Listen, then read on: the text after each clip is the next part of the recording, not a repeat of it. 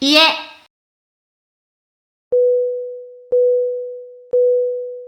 庭、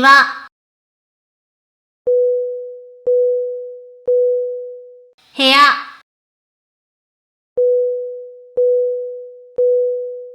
台所、お風呂、トイレ、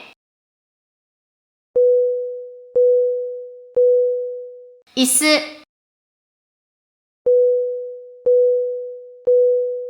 テーブル、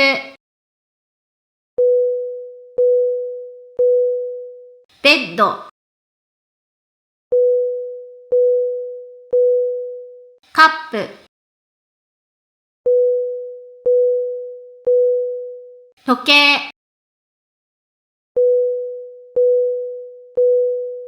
人形、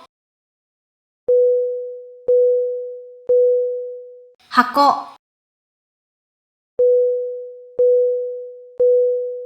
本、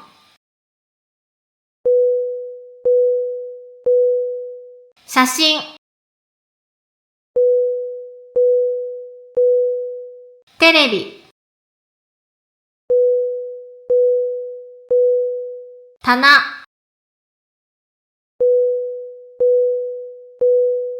本棚、カーテン、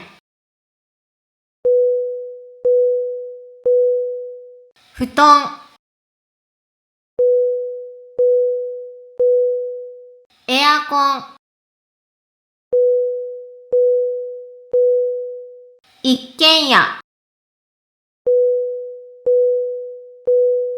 集合住宅、マンション、アパート、デパート、レストラン、ホテル、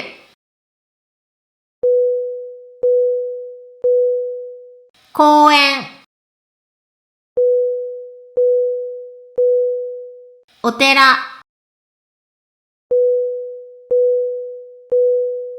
駅。